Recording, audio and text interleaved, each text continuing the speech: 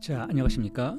락간년 정신분석 임상에 관련된 강의를 시작하겠습니다. 오늘 강의 내용은 실제 40세 여성의 임상 사례를 통해서 락간년 정신분석이 내담자의 무의식을 어떻게 다루는지, 그리고 어떻게 정신분석 임상의 절차가 진행이 되는지 여러분들에게 소개해드리는 구체적인 임상 사례에 관련된 내용입니다. 제가 이번 컨텐츠에는 타이틀을 응시 앞에 던져진 신체라고 정해보았습니다.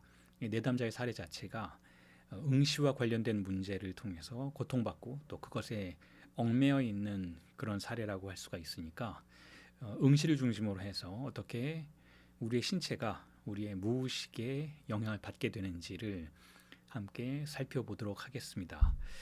자, 먼저 이 케이스에 대한 간단한 설명을 드리면 이 내담자는 내담자의 동의하에 세부적인 내용들이 수정이 되어서 본인의 신원이 전혀 드러나지 않도록 조정되어서 발표되었습니다. 40세 여성이고요. 직업은 중학교 교사였습니다. 그리고 남편과 초등학생 자녀를 둔 아내이기도 했고요. 자, 그런데 이분이 저를 찾아왔을 때 주요하게 호소하는 증상은 우선 먼저 거식증 그리고 복식증 순환 증세였습니다. 다시 말해서 먹지 않는 것, 먹지 않으려는 것, 음식을 거부하는 행위, 그러다가 그것이 어떤 한계점에 도달하면 폭식으로 전환되는 그러한 상황, 그리고 그 폭식이 있은 직후에 다시 구토하는 상황, 손가락을 넣어서 자발적으로 구토하는 상황이 반복되는, 자, 이 문제가 이분의 건강을 심각하게 위협하고 있었기 때문에, 자, 이분이 처음에 호소했던 증상은 거식, 폭식, 순환 증세였는데, 두 번째로 이분이 또한 대화 중에 부차적인 것처럼 말씀하게 된 증상은 외모에 대한 강박이었습니다. 특히 체중에 대한 강박, 살이 찌면 안 된다라는 강박증이 있었고, 그래서 하루에 뭐 대여섯 차례씩 체중을 재고 그 체중이 얼마나 나가는지에 따라서 기분이 좌우되는 그런 상황. 자, 그런 증세가 있었고, 그리고 또 하나는 대인기피증이 있었습니다. 사실 직업이 중학교 교사였음에도 불구하고 대인기피증이 있다는 것은 상당한 스트레스가 될 수 있겠죠. 사람들 앞에 항상, 특히 학생들 앞에 자신을 노출시켜야 되는 그런 직업이었기 때문에 그 부분이 이 내담자에게 상당한 스트레스로 작용하는 부분이 있었고, 그리고 이제 학생들 앞에서뿐만 아니라 이제 익명의 대중들, 다시 말해서 이제 광장 공포와 같은 증상이죠. 익명의 대중들 앞에 나아가도 뭐 백화점이라든지 지하철 역사라든지 사람들이 많은 곳에 나아갔을 때는 그 기분 여하에 따라서 극심한 공황 상태가 찾아오기도 하고, 또 어느 정도 참을 수 있는 상태가 지속되기도 하는 그런 증상을 호소하는 분이었습니다. 그래서 제가 이런 분과 미리 소통을 할 때는 우선 먼저 메일을 받죠. 그리고 메일을 받고 증상을 일단은 묘사해 달라라고 그 메일에 신청서를 보내드리는데, 그 신청서에 이제 가족 관계에서의 문제라든지 자기 부모님과의 문제라든지 그리고 주요 증상들을 이미 말씀을 하신 상황이었어요. 자, 그리고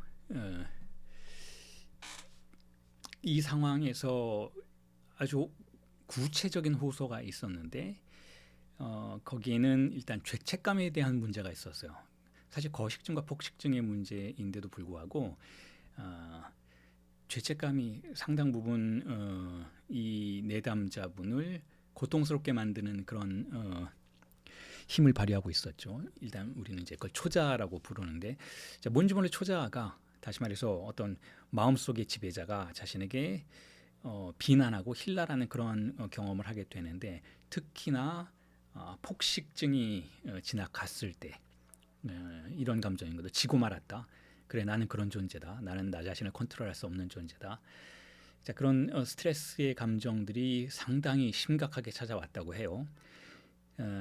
그러면서 이제 말씀하시던 게 모두가 나를 평가하고 있다라는 그런 느낌. 아주 강박적으로 찾아오는 느낌이죠. 그 중에서도 특히 주목할 만한 표현들이 무엇이었는가 하면 학생들이 자신을 평가한다. 학생들이 자신이 별 볼 일 없는 인간이라고 평가하는 것 같다라는 것, 그런 느낌을 갖게 된다는 것. 그리고 또 뭐 교무실에서의 일화를 말씀해 주신 부분은 누군가 동료 선생님이 자신 허벅지를 보는 것 같아서 기분이 아주 나빴다라는 거예요. 그런데 그 허벅지를 봤다라는 게 자신이 살이 쪘다라는 것을 그 사람이 비난한 것처럼 느꼈다라는 거예요. 그리고 그런 경험을 갖게 되면 심각한 죄책감과 함께 그러니까 죄책감이라는 건 이제 체중을 관리 못했다는 죄책감인 거죠. 아무것도 먹고 싶지 않았다라는 표현을 하셨어요. 아무것도 먹고 싶지 않았고 그러니까 아무것도 하고 싶지 않은 그런 감정을 호소하셨죠. 그러니까 우울 상태와 같은 건데 어떤 의미에서는 움직일 수 없는, 옴짝달싹할 수 없는, 힘이 없고 뭐 욕망이 없고 의지가 없는 그런 상황에 던져지는 그런 느낌이셨다는 표현을 하셨어요.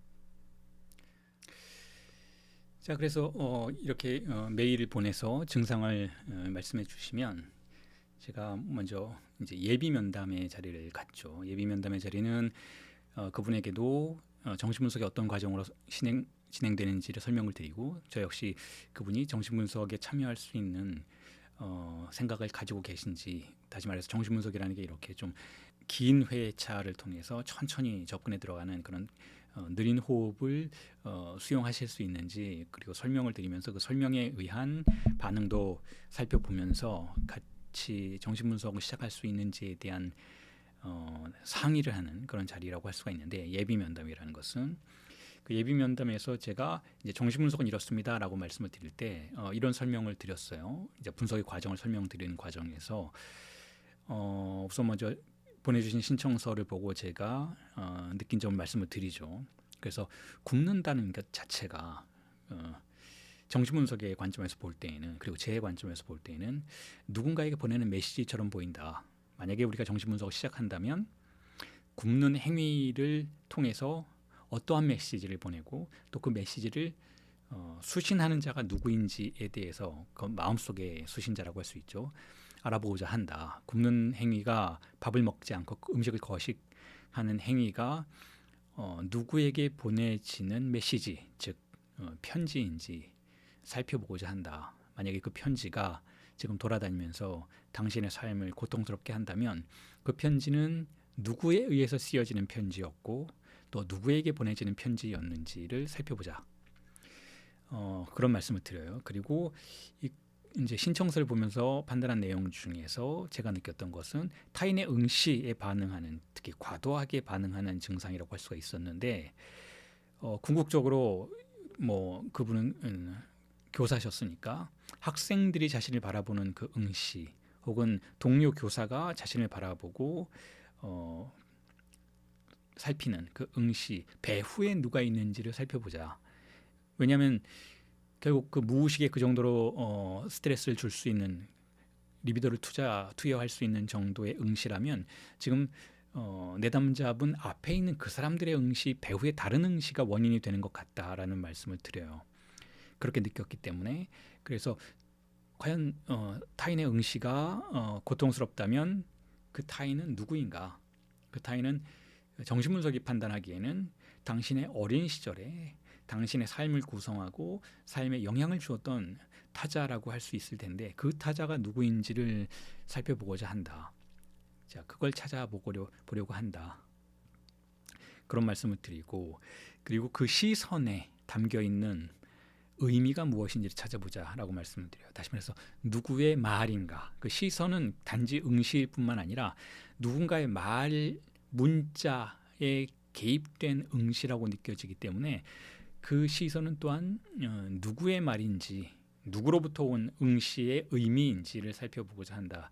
이런 설명을 드리죠. 그리고 그분도 제 설명을 듣고, 그분이 뭐 전문가는 아니기 때문에 어느 정도 모든 걸 다 이해하실 수는 없을지라도 수긍하시고 동의한다면, 우리가 이런 관점으로 무의식을 탐사하고자 한다라는 부분에 대해서 동의하신다면 이제 분석을 시작하게 되죠. 그리고 실제로 그렇게 됐는데, 그래서 그분에게 먼저 설명을 드리는 건 우리가 일반적인 심리 상담의 방식으로 접근하지는 않는다. 예를 들어서 의식적인 차원에서 인지의 차원에서 그 응시의 스트레스를 완화시킨다든지 혹은 거식, 음식에 대한 거부감을 의식적 차원에서 감소시킨다든지 이런 방식의 접근을 하지 않는다. 우리는 보다 근본적인 장소에서 무의식이 어떤 방식으로 우리도 모르는 새에 거식이라는 행위를 통해서 어떤 이득을 얻고 있는지 혹은 어떤 고통에 얽매여 있는지를 그 부분을 살피려고 하니까 의식적인 차원보다는 조금 더 멀리 가야 한다라는 설명을 드리죠. 그리고 정신의학에서처럼 우리는 그 증상이 뭔가 굉장히 나쁜 것, 제거해야만 하는 것, 약으로서 잠재워야만 하는 그런 대상으로 보지 않는다. 그 증상 자체가 내담자분의 역사를 구성하고 있는 것이고 그 역사 속에서 어떤 진실을 구성하고 있는 것이기 때문에 그것을 척결해야 되는 악과 같은 것으로 보지 않고 그 증상을 하나의 메시지로 우리는 받아들인다. 그 메시지를 수용하는 과정으로 나아가는 것이 정신분석이라고 생각한다라는 말씀을 드리면서 시작을 하죠. 그 부분에 대해서 내담자분이 수긍을 하셨고 그 수긍하신 이후에 이제 분석이 시작되죠. 자, 그래서 분석이 시작이 됐는데 예비 면담에서도 느껴지는 부분이었고 그 이후에 분석을 시작하는 과정에서도 느껴지는 특이성들을 몇 가지 말씀드렸습니다. 내담자분께서 눈을 잘 마주치지 못하시는 그런 특성을 가지고 계셨어요. 그냥 단지 어색해서 눈을 마주치지 못하신다기보다는 상당히 사람과 눈을 맞추는 걸 힘들어하시는 그런 특이성을 보이셨죠. 그리고 또 아무렇지도 않은 대화의 일부였지만 다시 말해서 누군가를 평가하고자 하는 그런 말들은 아니었지만 상당히 민감한 반응, 그러니까 평가하는 것에 대한 민감한 반응을 보이셨어요. 예를 들면 이런 질문을 드린 거죠. 제가 부부관계는 어떠세요? 라는 질문을 드린 거죠. 거기에 대해서 내담자분께서 살짝 민감하게 발끈하시면서 당연히 좋죠 라고 말씀을 하셨어요. 당연히 좋죠 라는 말씀은 뭐랄까요, 분석가가 느끼기에는 무의식적인 반감의 표현과 같이 느껴졌어요. 왜냐하면 제가 알고자 하는 건 실제로 어떤 건지, 부부관계가 어떤 건지 그걸 알고 싶은 거였고, 또 부부관계 나쁠 수도 있고 혹은 좋을 수도 있고 혹은 좋다가 나빠졌을 수도 있고 나빠졌다가 다시 좋아졌을 수도 있는 거니까 그냥 사실에 대한 질문이었지만 내담자께서는 당연히 좋아야만 한다라는 전제하에서 혹시나 그렇지 않을까봐 두려워하시는 혹은 혹시나 그렇지 않게 비추어질까봐 꺼려하시는 모습이 좀 보이셨어요. 그 외 다른 많은 질문들에서도 비슷한 반응들을 보이셨어요. 그러니까 평가받는 위치에 있는 사람의 모습을 보이셨던 거죠. 근데 사실은 아이러니하게도 역설적이게도 이분은 교사이셨기 때문에 누군가를 평가하는 위치에 있는 직업을 갖고 계신 분이었어요. 성적을 평가하고 수업 태도를 평가하고 학생들을 지도하는 위치에 계셨는데도 불구하고 타인이 자신을 평가하는 것에 대한 상당히 민감한 반응을 보이셨던 그런 인상으로 남아 있습니다.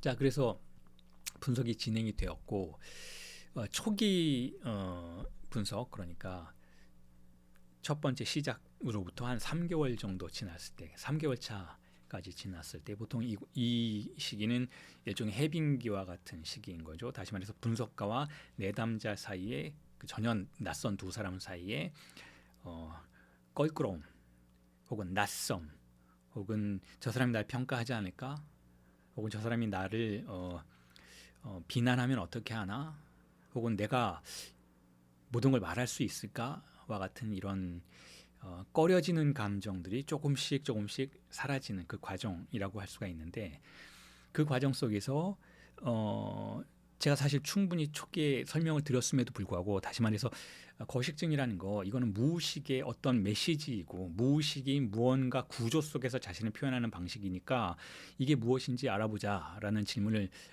드렸음에도 불구하고, 그러한 제안을 드렸음에도 불구하고 지속적으로 이제 이 내담자분께서 이제 A 씨라고 합시다. 이 A 씨께서 그 거식증과 폭식증의 순환되는 그 과정을 자신의 의지의 부족으로 돌리는 경향이 있으셨어요. 다시 말해서 내가 참지 못했다. 폭식을 해버렸다. 그러니까 음식의 유혹에 넘어갔다라는 거예요. 그러면서 분석가를 비판자의 위치에 놓아두기를 원하셨던 것 같아요. 다시 말해서 비난하는 사람, 비난할지도 모르는 사람, 아무리 분석가가 그렇지 않다라고 말씀을 드려도 결정적인 순간에는 항상 그런 식으로 표현하는 거죠. 내가 못 견뎌서요. 뭐 이런 식으로. 다시 말해서 뭐 전날에 폭식을 했었다면 상당히 기분이 안 좋은 상태에서 오셔서 분석이 끝날 때쯤에 비로소 털어놓는 거예요. 사실은 제가 폭식하고 참지 못하고 폭식하고 자제력을 발휘하지 못해서 몸이 좀 안 좋아요. 뭐 이렇게 말씀하시는 거죠. 그러면서 사실은 이 초기에 분석에서 뭔가 증상이 더 악화되는 경향이 있었습니다. 자, 그 전보다 폭식 주기가 더 빨리 다가왔던 거죠. 그 전에는 뭐 한 달에 한 번 정도였다면 거식을, 그러니까 거식이라는 건 음식을 완전히 안 먹는다기보단 굉장히 제한된 방식으로 음식을 섭취하다가 한 번 정도 빵 터지는, 그래서 폭식으로 들어가는, 그리고 바로 구토하는 그런 시기가 한 달에 한 번 정도 진행이 되다가 이제는 거의 일주일에 한 번, 2주에 한 번, 길면 2주에 한 번 이렇게 빠르게 반복되는 패턴을 보이셨어요. 그리고 교실에서도 더 스트레스를 많이 받게 되셨죠. 다시 말해서 타인의 시선, 학생들의 시선에 굉장히 민감하게 반응하셨고, 다시 말해서 긴장하시고 수업하면서, 그리고 교무실 들어가는 걸 극도로 꺼리시고, 그러면서 동시에 분석 상황에서도 그렇고 또 학교 일터에서도 그렇고 자신을 숨기려는 경향을 더 많이 보이셨어요.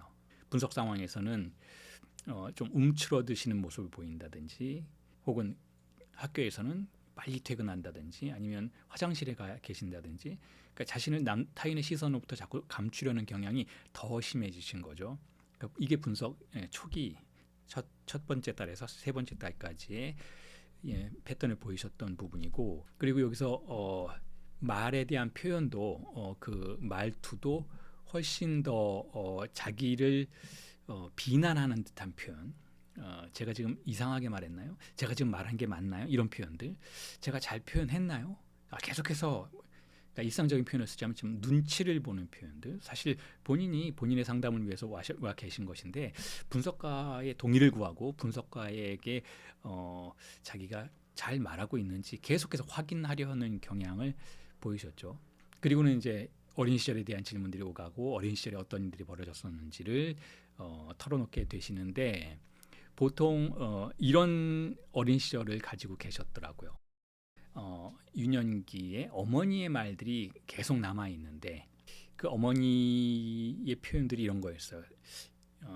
여자가 사랑받으려면 둔해 보이면 안 된다, 이런 표현들. 그러니까 이런 표현들이 얼마나 자주 반복됐었는지는 정확하지 않지만 내담자 A씨의 마음속에는 굉장히 강하게 남아 있어서 어머니가 자주 그런 말을 했던 것처럼 기억을 하고 계셨어요. 그러니까 여자는 자기 관리해야 된다. 자기 관리하지 않는 여자는 사랑받을 수 없다. 이런 표현들을 많이 하셨다고 해요. 그리고 오빠와 비교되는 경우들이 많이 있었다고 해요. 오빠가 실제로 어떤 분인지는 모르겠지만 어머니는 항상 그 오빠를 언제나 자기 관리 잘하고 공부 잘하고 뭐라고 말하지 않아도 알아서 잘하는 사람. 자, 그렇게 자신의 오빠를 친오빠를 어머니는 두둔하셨고, 그리고 그 오빠에 비해서 너는 왜 그러니? 너는 왜 이렇게 자기 관리가 안 되니? 그러면 사랑받지 못해. 이런 표현을 많이 하셨다는 거예요. 그리고 어머니와의 관계는 그렇게 긴장 관계가 항상 있었던 반면에 아버지하고의 관계는 더 모호합니다. 아버지는 거의 집안에 존재하지 않는 것 같은, 그럼에도 불구하고 존재감이 없는 것은 아닌 그런 분이셨어요. 다시 말해서 감정 표현이 없고 말하지 않고 항상 자기 일만 하고 자기 텔레비전 보고 자기 취미 생활하고 낚시 다니고 그런 분이셨어요. 자기 취미 생활에 아주 충실하신 분이었지만 집안에서는 그렇게 말이 없었던 사람. 자, 그럼에도 불구하고 이 딸은 아버지를 그렇게 서운해하거나 이렇게 생각했다기보다는 오히려 인정받고 싶어하는 경향이 있었다고 해요. 공부를 열심히 한다든지, 아니면 예를 들어서 어머니가 사랑받으려면 여자는 둔해 보이면 안 된다라는 말은 즉각적으로 아버지를 떠올리게 만들었다라는 거예요. 그래서 어렸을 때부터 이렇게 자기 관리를 해야 한다라는 것은 이 내담자가 듣기에는 아버지에게 사랑받으려면 그렇게 해야 한다라는 것처럼 들리기도 했었다라는 거예요. 왜냐하면 그런 말을 하는 사람이 어머니였으니까. 그리고 어머니는 아버지의 사랑을 받는 것처럼 보였으니까 뭐 이렇게 드러내놓고 사랑을 받는 그런 관계는 아니었던 것 같지만 그럼에도 불구하고 어쨌든 어머니의 남편에게는 사랑을 받을 거다라고 딸은 추정을 했다라는 거죠. 자, 그렇게 어린 시절에 대한 이야기, 그 다음에 꿈 이야기, 그리고 내담자의 어머니와의 관계, 아버지와의 관계에 대한 이야기가 천천히 진행이 되면서 이제 한 4개월쯤 접어들었을 때 보통 우리가 뭐라고 표현을 하는가 하면 무의식이 반응을 하기 시작한다, 이렇게 표현을 해요. 그 전이가 자리 잡기 시작한다 이런 표현을 하죠. 전이가 자리 잡기 시작했다라는 것은 분석가가 내담자의 부모의 위치에 거의 들어서기 시작한다. 그러니까 내담자의 무의식이 그렇게 간주하기 시작한다라고 보기 시작하는 그 시점을 전이가 들어서는 시점이라고 하죠.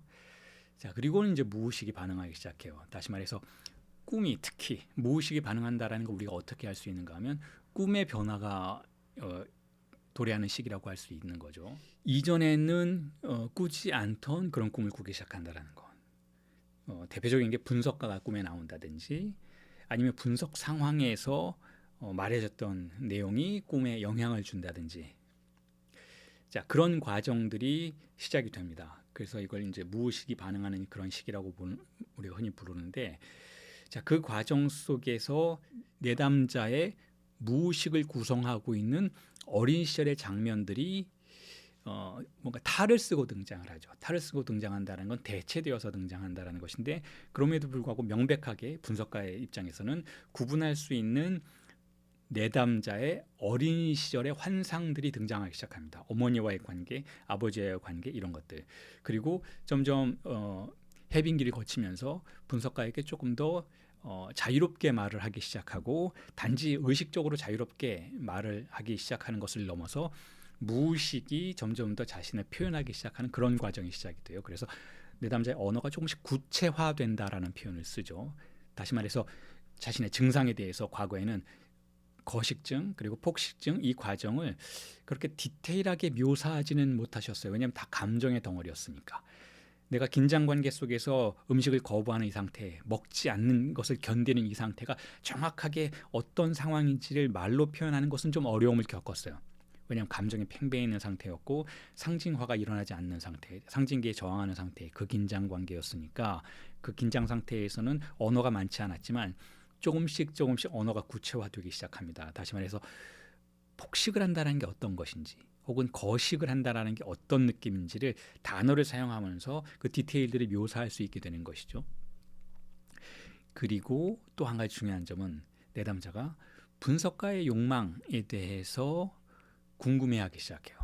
그건 이제 꿈을 통해서도 표현이 되지만 대화 속에서도 분석가가 왜 이런 질문을 할까라는 생각을 하기 시작해요. 분석가의 욕망은 무엇인지, 분석가는 이런 질문을 통해서 무엇을 원하는 것인지, 혹은 꿈에 관련된 내용이라면 분석가가 등장해서 무언가를 준다든지, 분석가가 살고 있는 공간이 나온다든지, 자, 이런 것들이 다 분석가의 욕망에 대한 질문을 던지는 내용의 반응들이에요.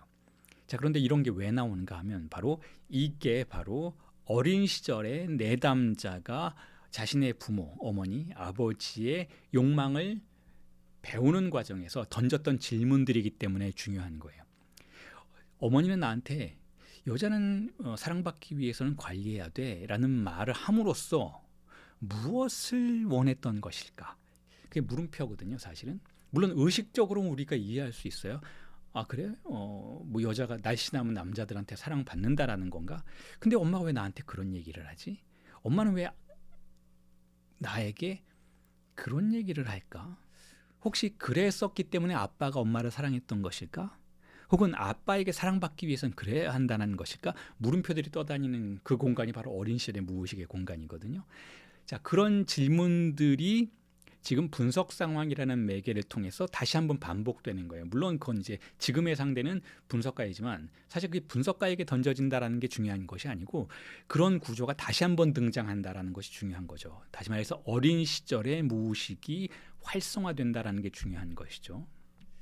자, 그리고 나서 이제 조금 더 시간이 지나면 분석이 물을 잇게 되면 전이의 관계가 굉장히 강해집니다. 전이 관계가 강해진다라는 건 내담자가 분석가를 실제로 부모처럼 인정하기 시작한다라는 거예요. 그렇게 되면 어린 시절에 내담자가 부모에게 욕망했던 것, 혹은 부모에게 원망했던 것, 혹은 부모에게 하고 싶었던 질문들이 분석 상황 내에서 발화되는 그런 과정들이 진행이 되죠. 그래서 이걸 이제 전이의 관계가 고착이 된다라고 불러요. 강화되고 환상으로 안착된다라고 볼 수 있는 과정인 것이죠. 그리고 그 과정 속에서 강한 전이 속에서는 액팅 아웃과 같은 것들이 등장을 해요. 액팅 아웃이라는 것은 분석가와 내담자가 실제로 어린아이와 부모의 관계처럼 설정이 되어서 거기에 대해서 분석가가 뭐 예를 들면 여행을 떠난다든지 아니면 거기에 대해서 분석가가 내담자의 신호에 응답하지 않는다든지 대답하지 않는다든지 혹은 침묵을 지킨다든지 할 때에 자신의 메시지를 전달하기 위해서 강한 행동을 하는 거예요. 강한 행동을 한다는 건 상당히 비상식적인 행동을 한다라는 거죠. 예를 들면 프로이트의 환자 중에는 뭐 뇌고기를 파는 식당을 찾아 헤맸다고 하잖아요. 그러니까 전혀 말이 안 되는 욕망을 갑자기 표현하게 되는 것이죠. 아니면 갑자기 분석을 끝내야 되겠다라고 선언하기도 하고 아무 일도 없었는데 그리고 전혀 분석이 잘 진행이 되고 있었던 것임에도 불구하고 갑자기 분석을 끝내야겠다는 선언을 한다든지 아니면 날짜를 바꿔야 한다고 고집을 부린다든지 아니면 뭐 전혀 뜬금없는 상황에서 집안에 어떤 물건을 파손한다든지 아니면 전혀 뜬금없는 대상에게 분석가가 아님에도 불구하고 그런 대상에게 자신의 분노를 혹은 자신의 사랑을 표현한다든지 자 그런 표현들이 등장해요. 자, 그런 표현들이 등장할 때 분석가는 분명히 그걸 짚어서 설명을 해줘야 돼요. 이게 액팅아웃이다. 그리고 이것이 바로 당신의 무의식이 당신의 부모에게 하려고 했던 그런 행동들이다. 그런 행동으로부터 자극을 받은 행동이다. 자, 그래서 이런 해석들이 계속해서 디테일하게 전개가 되면 내담자는 이것이 자신의 무의식을 체험화하는 과정이라는 걸 이해하기 시작하죠. 그러니까 이런 해석을 주지 않으면 내담자는 자신이 뭘 하는지 혼돈스러워해요. 왜 내가 이런 분석가에게 이런 감정을 느끼고 이런 분노를 느끼고 내가 이런 말도 안 되는 행동, 액팅과 같은 행동을 하게 되는지 굉장히 혼란스러워하죠. 이걸 분명히 분석가가 세팅 안에서 분명히 해석해 줘야 돼요. 이걸 자, 액팅 아웃이라고 부릅니다. 라고 명명해 주고 다시 말해서 그건 일상에서는 있을 수 없는 일이지만 분석 상황에서는 분명히 있을 수도 있는 일이고 그리고 이건 무의식의 자기 표현이다. 그리고 이건 지금 당신의 의식이 관찰하고 경험할 수 있는 과정이다. 그리고 이것도 앞으로 다시 한번 벌어질 수도 있는 상황이다. 자, 이게 당신의 무의식이 반응하는 방식이다. 굉장히 상징적인 방식이다. 라고 분석가가 그걸 상징화해 줘야 돼요. 다시 말해서 말로 설명해 줘야 한다는 것이죠. 자, 그렇게 말로 설명을 해주면서 점점 더 드러나는 것이 바로 내담자의 근본 환상이에요. 내담자의 근본 환상이라는 건 무엇이냐면 자, 여기 보이는 것처럼 빗금친 S, 그러니까 수제, 서브젝트라고 하는 주체죠. 주체가 어떻게 빗금쳐져 있는지, 다시 말해서 어떤 상실을 경험하고 있는지에 대한 표지예요. 상실한 내담자예요. 무언가 상실한 존재인 것이죠. 뭐 예를 들면 부모님의 사랑일 수도 있고 어머니의 사랑일 수도 있고 아버지의 사랑일 수도 있지만 그것이 항상 내담자의 어린 시절이 원하는 방식은 아니었던 거죠. 그래서 그걸 상실한 거예요.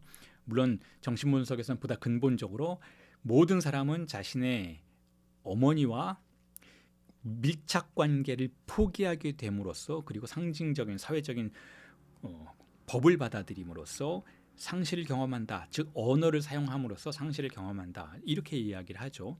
자, 그런데 어쨌든 보다 여러분들이 알기 쉽도록 말씀을 드리면 바로 이것이 빗금친 S라는 것이 내담자가 한 사람이 자신의 부모 혹은 부모 역할을 하는 사람과의 관계에서 상실했다고 느끼는 그런 상태를 표지해요. 어린 시절에 내가 나의 부모와 관계에서 상실했다고 느끼는 그런 표지. 자, 그걸 느꼈기 때문에 이 주체는 그것에 대한 보상을 원해요. 그리고 그 보상 작용으로 등장하는 것이 이 대상 A라는 거예요. 이 대상 A라는 것이 보상을 원하기 때문에 등장을 하는데, 내담자가 보상을 원하기 때문에 눈앞에 등장하는 무언가를 움켜쥐는 것인데, 이것이 바로 어린 시절에 부모라는 쾌락의 대상으로부터 떨어져 나온 한 절편이라고 정신분석은 생각해요. 자, 그리고 지금 이 내담자의 경우에는 그 절편이 어떤 방식으로 등장을 하는가 하면 바로 어머니의 응시의 방식으로 등장하는 거예요. 그러니까 이 대상 A가 어머니의 응시 혹은 아버지의 응시를 표상하는 감각이었던 것이죠. 자, 그러니까 내담자가 나이가 들어서도 누군가가 자신을 감시하는 것 같고 자신을 평가하는 것 같다라고 느낄 때에는 바로 어머니의 응시가 그 대상 A가 되어서 이 주체를 고착시키는 거예요. 자, 그럼 여러분도 이렇게 말씀하실 수도 있을 것 같아요. 아니, 보상을 위해서 상실한 주체가 대상 A를 취한다고 한다면 그건 좋은 것이어야 하지 않는가? 좋은 것인데 왜 사람들 앞에서, 학생들 앞에서 응시를 느끼면 불쾌하고 고통스러운가? 혹은 왜 그 응시 때문에 자신의 신체를 관찰하고 신체가 혹시 관리되지 않는 건 아닐까라고 두려워하고 그 스트레스 속에서 자신의 체중을 관리하는 강박적인 행동을 보이는 것일까라고 질문을 할 수가 있잖아요. 자, 그건 여러 가지 방식으로 대답이 될 수 있을 것 같습니다. 우선 먼저 어쨌든 그 응시가 내 앞에 있는 한 나는 부모와의 관계를 계속 유지하는 것이 돼요. 그러니까 난 여전히 어린아이로 머물 수 있는 것이 되는 것이죠. 그러니까 그런 의미에서는 나는 부모를 포기하지 않아도 돼요. 그러니까 그런 의미에서는 나는 어머니의 사랑을 계속 받고 있는 것이 되는 거죠. 왜냐하면 어머니는 그런 방식으로 사랑을 표현하는 사람이었으니까. 어머니는 너 여자가 사랑받으려면 관리해야 되는 거야. 둔해 보이면 안 되는 거야. 라는 말을 할 때에는 어린아이는 우선 먼저 그걸 사랑의 표현으로 듣게 된다는 거예요. 자, 그렇기 때문에 그런 말들이 한번 들어와서 어머니의 응시를 형성해서 거기에 감시당하는 고통을 주고는 있지만 내담자가 성인이 되어서도 그런 응시에 관찰하는 시선에 감시를 당하기 때문에 고통을 받고 있기는 하지만 그럼에도 불구하고 거기에 쾌락이 존재한다는 거예요. 여전히 어린아이로서의 쾌락이 존재한다는 거죠. 사랑받는다 혹은 그렇게 해야만 나는 사랑받는다. 그리고 그걸 성공하면, 즉 거식에 성공하면, 즉 통제에 성공하면 나는 사랑받는다라는 그런 입장이 전제가 된다라는 것이죠. 자, 그런 의미에서 이 대상 A는 응시로서의 대상 A는 타자의 응시로서의 대상 A는 주체에게 고통을 주는 동시에 쾌락을 함께 주는 것이기도 해요. 자, 그걸 정신분석에서는 주의상스라고 부르죠. 주의상스는 초과하는 쾌락이기도 하고 또한 고통과 뒤섞인 쾌락이기도 해요. 자, 그런 방식으로 내담자는 자신의 근본적인 환상을 구조화하고 가지고 있었던 것이죠. 그래서 이 가운데의 마른 목걸은 바로 그 환상이 구조화되는 방식을 말해요. 그래서 모두가 다 아주 개별적이고 고유한 그러한 방식을 가지고 있는데 지금 이 내담자분 A씨에게는 바로 어머니의 응시라고 하는 대상과 자신의 신체가 노출되는 그러한 구조 안에 환상을 구성하고 있었던 것이죠. 그리고 이것을 우리가 분석을 통해서 하나하나 탐사해 나가는 과정의 결과로서 이 장소에 이를 수 있게 되는 것이고 이걸 또한 분석가가 내담자에게 말해주는 거예요. 이게 당신이 고통을 느끼는 방식이기도 하지만 동시에 쾌락을 탐닉하는 방식이기도 하다. 이게 아주 고유하게 근본적인 구조다. 이 구조가 당신을 지배하고 있다라는 설명을 해드리는 것이죠. 자, 그리고 나서 이제 분석이 조금 차츰 진행됨에 따라서 또 한 가지 특이한 현상은 내담자가 기억해내지 못했던 어린 시절의 경험들을 기억해내는 경우들이 있다라는 거예요. 이 내담자의 경우에는 어린 시절에 있었던 짧은 에피소드였는데 그 짧은 에피소드는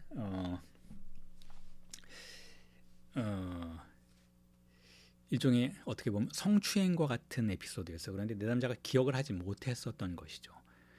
자, 이 시기에 그러니까 그 내담자의 경우는 9개월에서 12개월 차에 즈음에 등장하는 이 시기였는데 여기서 흔히 보통 우리가 상징기의 틈이 열리는 시기다 뭐 이렇게 표현하기도 했었던 그런 시기였는데 그 내담자와 제가 대화하는 과정에서 그런 표현을 했었던 것인데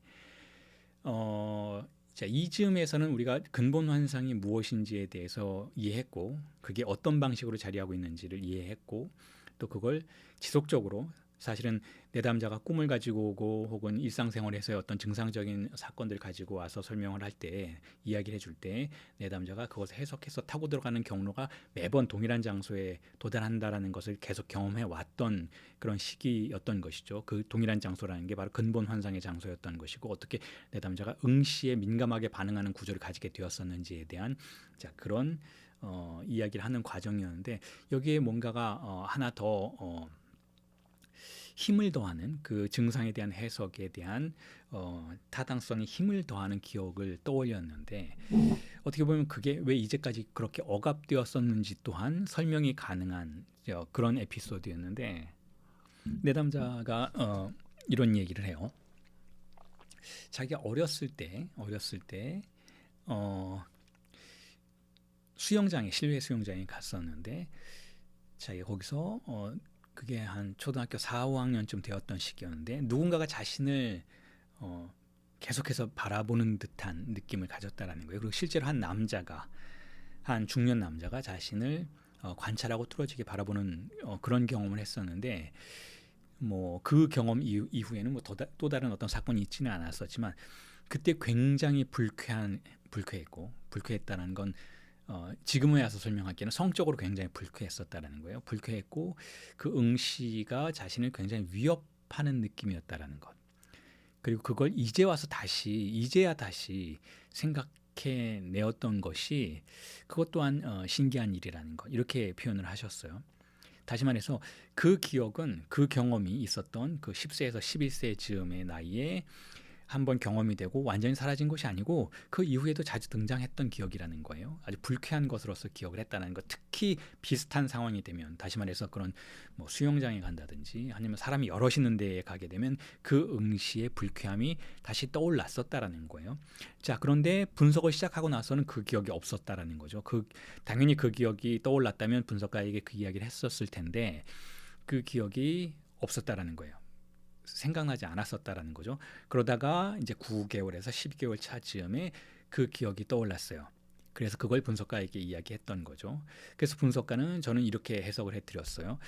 자, 그 기억이 떠오르지 않았었다라는 것은 이 분석 상황이라는 것 자체가 주는 압박감이 분명히 작용했을 것이라고 생각이 된다라는 거예요. 다시 말해서 여기서도 어쨌든 응시라는 것이 존재하는 공간이고 분석가가 지금 지켜보고 있잖아요. 자, 그런 공간이기 때문에 그것이 편해지기 전까지는 그 분석가의 응시가 물론 전이가 시작됨으로써 더 무게가 실려서 편해질 수는 없었겠지만 그럼에도 불구하고 지속적인 해석을 통해서 그 응시에 실려 있는 리비도를 해제 반응시키는 과정이 계속해서 반복이 되어 왔었기 때문에 그 분석가의 해석과 설명에 의해서 응시를 통해서 느끼게 되는 스트레스는 상당히 줄어든 상황이었고 그렇기 때문에 그 줄어든 상황에서 억압도 함께 줄어들었기 때문에 억압의 강도가 줄어들었을 것이기 때문에 그 기억이 다시 등장하는데 어려움이 없었지 않을까 이런 판단을 할 수 있었던 것이죠. 자, 그래서 그 어린 시절의 기억에 대해서 내담자와 많은 이야기를 나눴어요. 그래서 이런 질문을 던졌던 거죠.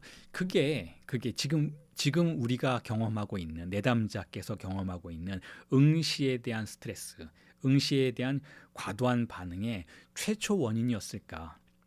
아니면 그 이전부터 반복되는 어머니의 표현들, 관리해야 한다, 여자가 사랑받으려면 둔해 보이면 안 된다, 이런 표현들이 응시를 과도하게 반응하게 만드는 원인이었을까?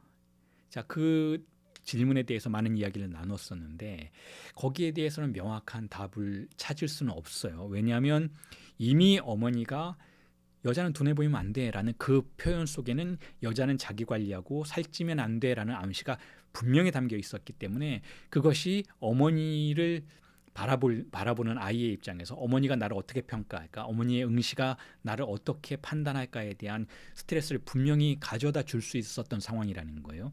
그리고 그와 별개로 이 어린아이가 A씨가 10세에서 11세에 경험했던 수영장에서의 타자의 응시의 사건은 어쩌면 이미 응시에 대한 과민한 반응을 보이고 있었던 A씨에게, 어린아이로서의 A씨에게 하나의 에피소드를 더해서 그 무게를 강화시키는 그런 계기가 되었을 수 있었던 것일 수도 있다라는 설명 이외에는 그것의 기원을 판단하기에는 어려움이 있었을 거라는 것. 자, 어쨌든 그러한 방식으로 우리는 이제 어떻게 이걸 이 개념을 하나 더 전개시켜 나갈 수 있었는가 하면 바로 이 어머니의 판단이라는 거, 어머니의 응시라는 거, 어머니의 비판이라는 것이 단지 타자의, 그러니까 초자의 도덕적인 판단과 규범만으로 이해되지는 않는다라는 거예요. 거기에는 분명히 성적인 것이 존재한다라는 것이죠. 예를 들면 이 어린아이로서 A씨가 그 수영장에서 한 중년 남성의 응시를 불쾌하고 위협적으로 생각했다면 그건 분명히 거기는 성적인 불쾌감과 위협이 분명히 포함되어 있는 것이죠. 이 아이는 분명히 그것에 담겨져 있는 성적인 함의를 의식적으로는 이해할 수 없어서도 무의식적으로는 분명히 감각했을 거라는 거예요. 그래서 그걸 위협적으로 생각할 수밖에 없었다라는 것이죠. 그런 의미에서 우리가 이 수영장에서의 중년 남성의 응시의 에피소드를 가지고 도달할 수 있는 또 다른 하나의 결론은 이미 이 내담자에게는 어린 시절부터 응시가 가져올 수 있는 성적인 것에 대한, 성적 쾌락에 대한 혹은 성적 위협에 대한 감각이 존재했었다라는 거예요. 자, 그럼 왜 그렇게 됐을까를 탐사하기 위해서 또 여러 가지 대화가 오가게 되었죠. 자, 그 부분에 대해서는 이런 설명들이 가능했어요. 다시 말해서 그 뒤에 또 분석이 계속 진행이 되면서 이 내담자가 경험하고 있는 그 감정들을 상징화하는 과정들이 계속 반복이 되면서, 그리고 이제 더 이상 근본 환상을 충분히 아무런 꺼리낌 없이 마주보게 될 수 있는 상황이 되면서 그 표면적으로 이 내담자가 경험하고 있었던 어머니와의 관계, 어머니는 나를 판단하는 존재, 어머니는 나를 응시하는 존재, 그 응시가 계속 떠다니게 만드는 존재라는 그 밀착적인 상상적인 관계의 구도 너머에 어떻게 주이상스라는 실제가 존재하는지를 판단할 수 있는 계기가 마련되는 시기였다고 볼 수가 있었죠. 자, 어떤 방식으로 그렇게 했냐? 아주 간단하고 심플하게 여러분들에게 구도를 설명해 드리면 이래요. 자, 그림에서도 보시는 것처럼 어머니의 응시가 항상 내담자에게 향하고 있었죠. 어머니의 응시가 내담자에게 향하고 있었어요. 이 응시 자체가 하나의 대상 A라는 형성물을 구성해서 그 이후에도 내담자의 삶을 지배하고 떠돌고 있었어요. 자, 그런데 이게 전부가 아니고 어머니의 응시는 누군가를 환기시키는가 하면 바로 아버지를 환기시켜요.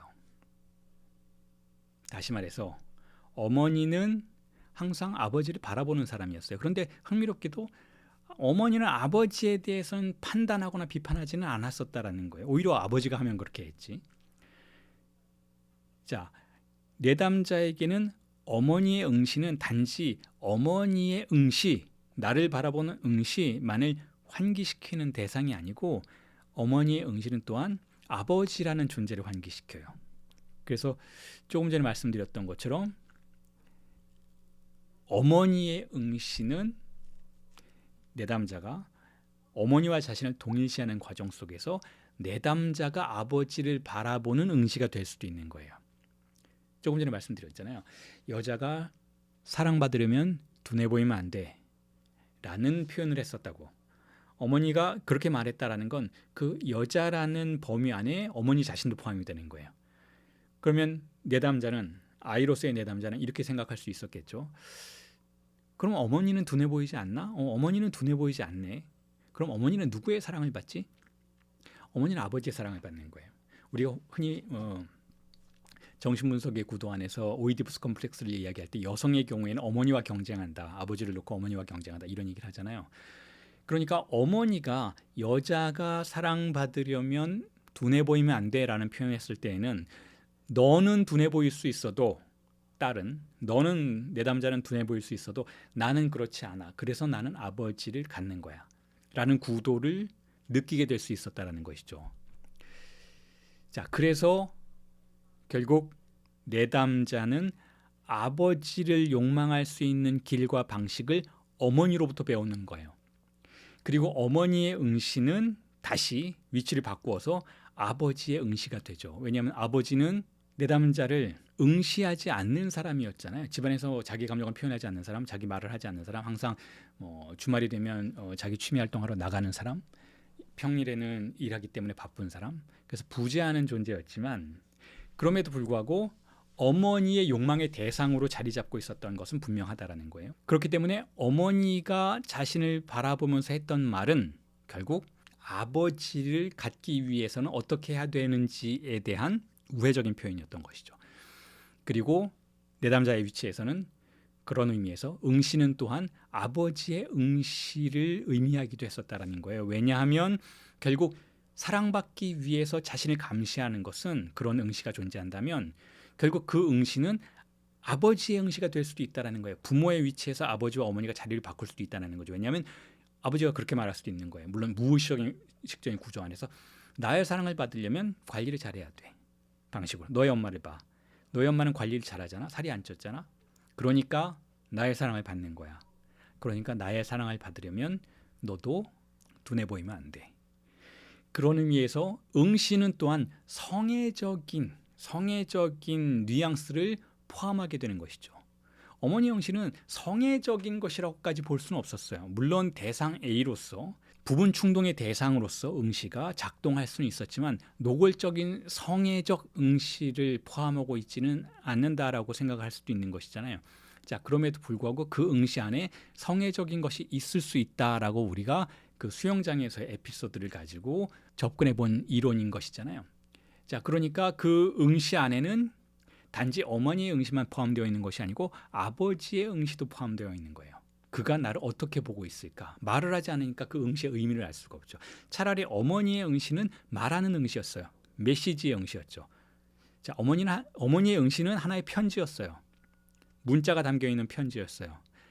둔해 보이면 안 돼라는, 관리를 잘해야지 라는 문자가 담겨 있는 응시였지만 아버지의 응시는 그거보다 더 모호한 응시죠. 아버지가 딸을 바라볼 때, 아무 말 없이 바라볼 때 그 응시는 딸의 입장에서는 더 밀도가 강력한 응시이기도 하고 불안이 담겨 있는 응시이기도 하고 불안이 담겨 있는 만큼 성적인 뉘앙스도 담겨 있는 응시였어요. 물론 아버지가 이 딸을 성적인 뉘앙스로 바라본 적은 없지만, 그리고 물론 실제로 그렇다 해도 그런 걸 표현한 적은 없지만, 그럼에도 불구하고 말 없는 아버지의 응시는 또한 내담자에게 상당히 위협적인 것으로, 그럼 위협적인 만큼 성적인 것으로 포함이 된 것이다라고 우리가 이야기해 볼 수가 있는 것이죠. 자, 그래서 지금 여러분들에게 말씀드린 이 내담자의 응시와의 관계는 이런 구도로 다시 재구성이 될 수 있을 것 같습니다. 다시 말해서 여러분들이 보시기에 이 내담자 쪽, 여성이 있는 쪽은 상실한 주체의 영역이에요. 다시 말해서 언어에 의해서 혹은 말에 의해서 혹은 상징계에 의해서 주일상스를 포기한 위치. 다시 말해서 우리가 태어나서 말을 배우는 과정에서 어머니와 아버지와 말을 배우는 과정에서 자신의 신체의 쾌락을 포기한 상태의 위치에 있는 것이죠. 자, 하지만 그렇게 포기한 상태에서 내담자는 혹은 주체는 무언가를 다시 탐닉하고자 한다라는 거예요. 그런데 그 탐닉하는 위치에 응시가 들어섰다라는 것이죠. 마른 목걸이 건너편에 응시가 들어섰다라는 거예요. 그런데 이 응시는 두 가지 의미에서 내담자가 편안하게 탐닉하기에는 증상을 불러일으키는 대상이었던 거예요. 만약에 그게 증상을 불러일으키지 않는 대상으로서의 응시였다면 내담자는 어떻게 했을까요? 그런 응시가 어디에 있을까요? 우리가 흔히 사랑하는 과정 속에서 사랑하는 사람이 나를 바라볼 때에 느껴지는 그 응시, 그리고 실제로 그 사람이 내 앞에 있지 않는다 해도 내가 어딜 가든 떠올려 볼 수 있는 응시가 바로 그런 응시예요. 즐길 수 있는 응시인 것이죠. 보다 편안하게 내가 상실한 것, 나의 부모를 이제 상실했잖아요. 나는 부모와 더 이상 밀착 관계를 맺고 있지 않지만 부모가 나를 보았던 그 응시를 다시 느끼게 해주는 사랑의 대상이 그 편안한 응시의 대상 A를 통해서 나와 사랑을 맺게 되는 것이죠. 자, 그런 응시는 내가 탐닉할 만한 응시예요. 혹은 그런 연인과의 관계가 아닐지라도 우리가 뭐 예를 들어서 대중 앞에 서는 그런 직업을 갖는 사람이라면, 예를 들면 뭐 가수, 연예인 중에는 자신을 드러내고 사람들 앞에서 자신의 모습을 보여주고 표현하고 그리고 사람들의 응시를 받는 것을 쾌락으로 느끼는 그런 구조의 사람들이 많이 있잖아요. 자, 그런 사람들 역시 어린 시절에 자신을 바라보았던 부모의 응시를 성인이 되어서 다른 방식으로 탐닉할 수 있는 기회를 갖게 된 사람들이죠. 이런 사람들에게는 분명히 그 응시는 증상적일지라도 좋은 증상인 거죠. 증상이라는 건 그것이 원래 가지고 있었던 수준보다 더 강한 쾌락을 나에게, 더 강한 고통을 나에게 주는 것인데, 그렇게 긍정적인 방식으로 그 응시를 경험할 때는 더 강한 고통이 아니고 더 강한 쾌락을 주는 것이죠. 자, 그럼에도 불구하고 그 쾌락이 갑작스레 고통이 되는 경우도 있죠. 예를 들면 연예인들 중에서, 배우들 중에서, 혹은 가수들 중에서 굉장히 많은 대중들에게 사랑을 받는 그런 직업에 들어가서 그걸 향유하다가 어느 날 갑자기 공황장애에 빠지게 되는 경우들이 있잖아요. 자, 그럴 경우에는 그 강렬한 증상으로서의 응시의 쾌락이 고통으로 확 뒤집히는 경우라고 할 수가 있는 것이죠. 자, 그런데 지금 이 내담자는 불행하게도 그 응시를 쾌락이나 편안한 사랑의 표현으로 탐닉할 수 없는 구조 안으로 들어가게 했어요. 그 구조가 두 가지 원인으로 인해서 그렇게 고착이 된 것이었죠. 하나는 평가하는 어머니에 의해서 자신을 항상 관리해야만 하는, 다시 말해서 이 여성이 매일 일어나서 거울 앞에 서 있는 자신의 몸을 바라볼 때에는 항상 자신의 눈으로 본다기보다는 응시하고 있는 누군가의 눈과 함께 바라보고 있는 것이 되는 것이죠. 그렇기 때문에 이 내담자는 자신의 몸을 바라보면서, 사실 이 내담자가 살이 찐 편이 아니었는데도 불구하고 항상 나는 둔해 보여, 나는 살이 쪘어. 근데 이 내담자의 표현이 살쪘다라는 표현보다는 어머니가 표현하던 말 그대로 둔해 보인다라는 표현을 많이 했다라는 거예요. 근데 둔해 보인다라는 건 굉장히 모호한 표현이에요. 다시 말해서 내가 아무리 날씬하다 해도 둔해 보일 수 있는 것이잖아요. 뭐 행동이 굼뜨다든지 그러면 둔해 보일 수 있는 것인데, 그 둔해 보인다라는 표현을 내담자는 살이 찐 것이다라고 자기 나름대로 해석하는 것이죠. 그렇게 해서 계속해서 섭식을 통제하고 계속해서 뭔가 먹지 않게 되고, 먹지 않음으로써 계속해서 그 메시지에 응답하는 것이죠. 어머니의 메시지에, 어머니의 응시에 응답하는 거죠. 굉장히 반항적으로 나 이렇게 먹지 않고 있어, 나는 어쩌면 죽을지도 몰라, 하지만 당신이 나보고 관리하라고 말했기 때문에 난 이렇게 목숨을 걸고 안 먹는 거야 라는 어떤 의미에서는 분노가 표현된, 분노가 뒤섞인 응답인 거예요. 그러다가 견디지 못하고 폭식의 상태에 들어가게 되면 또 이런 메시지가 던져지는 거죠. 됐어, 이제 내가 졌어, 나는 그런 사람이야, 나는 그렇게 보잘것없는 인간이야, 당신 딸은 그렇게 보잘것없는 인간이야, 그러니까 됐어. 그리고 나서 마지막에 붙는 단어가 아버지는 당신이 가져가 라는 거예요.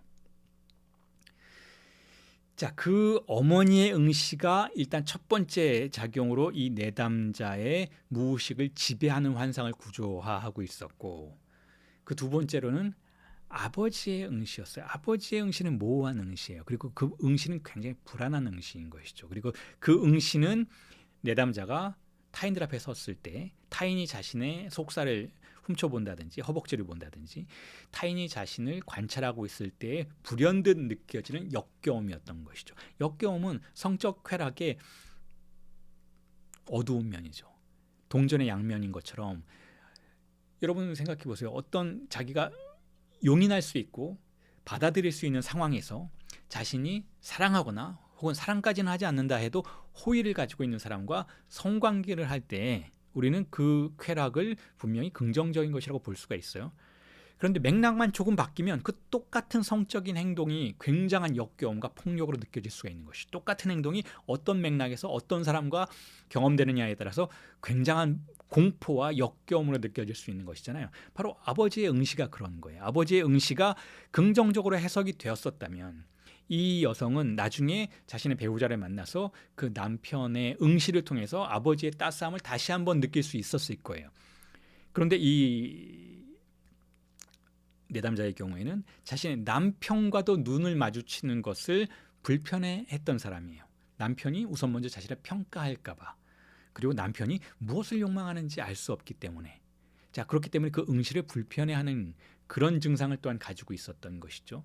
그렇게 해서 이중의 차원에서 이 내담자가 느끼는 응시를 통한 고통은 모두가 다 이 내담자가 어린 시절에 경험했던, 그리고 그 경험을 흔적으로 남겨지게 만들었던 그 과정 속에 원인을 두고 있었다라고 생각할 수 있게 된 거죠. 그게 이제 거의 19개월에서 21개월 차쯤에 우리가 도달했던 결론이에요. 자, 그래서 정리를 해보면 이렇습니다. 분석의 마지막에 가서 제가 처음에 말씀드렸잖아요. 이 응시는 어떤 편지인가, 어디서 누가 보낸 편지인가, 누가 보낸 문자인가를 알아내는 게 중요하다라고 말씀드렸잖아요. 자, 이거 어머니가 쓴 편지였다는 거예요. 어머니가 쓴 편지가 내담자의 무의식 안으로 흘러 들어와서 흔적을 남기고 그 흔적을 고착화시켰던 것이죠.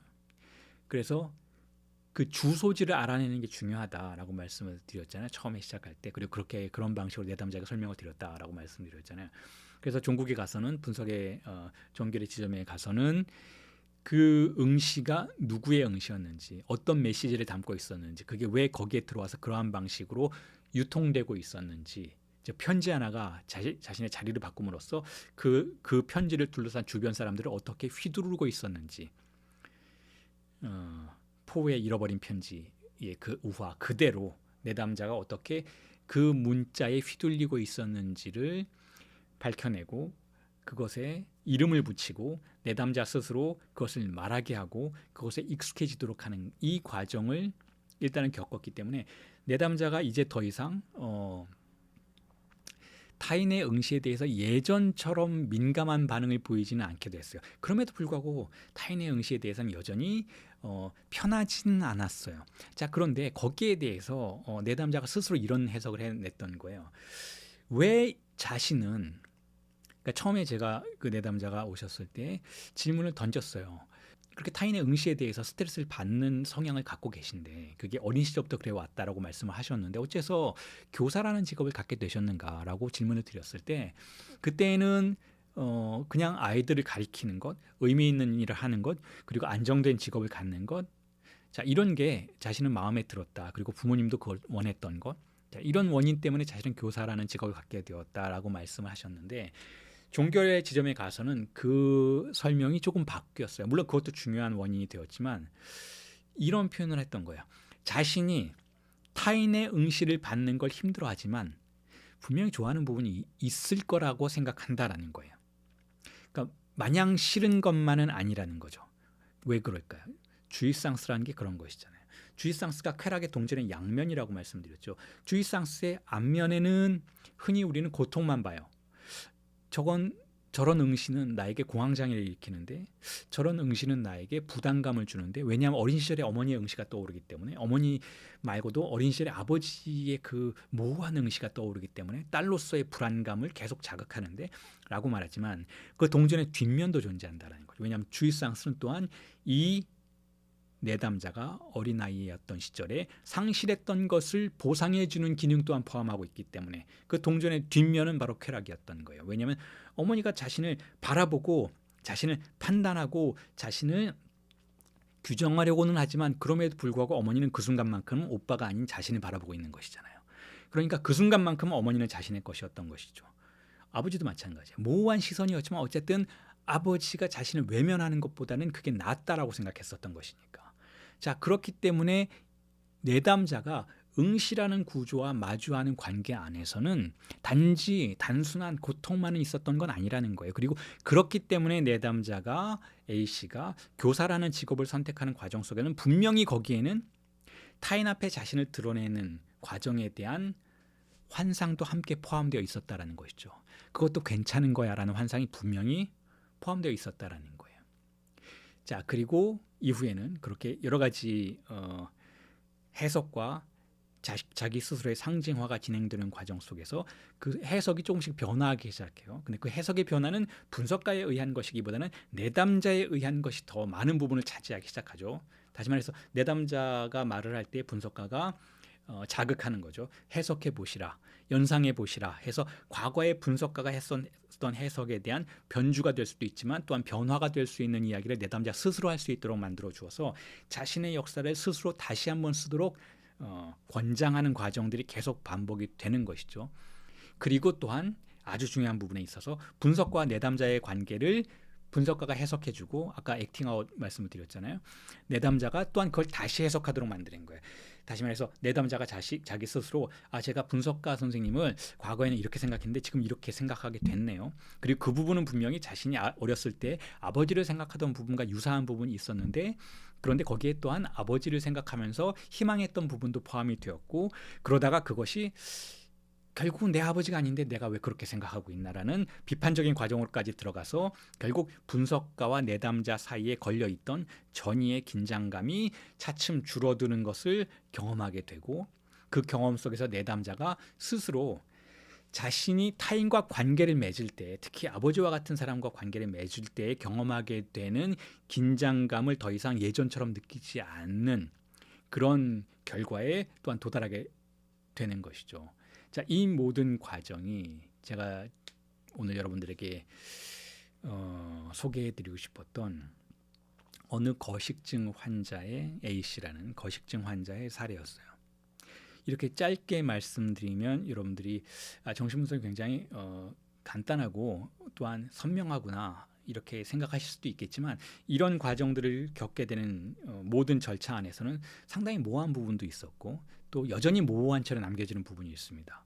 그래서 제가 이렇게 상징화할 수 있는 부분만 여러분들에게 말씀을 드리는 것인데 어쨌든 그 상징화할 수 없는 부분에서 여전히 실제가 작동하고 있었고 그 실제가 작동함을 통해서 내담자의 무의식이 변해가는 것을 그리고 그 변해가는 것을 다 우리가 이해하거나 의식적으로 판단할 수는 없었지만 어떤 힘을 가지고 내담자의 삶을 이끌고 갔었던 것을 경험할 수 있게 되었었죠.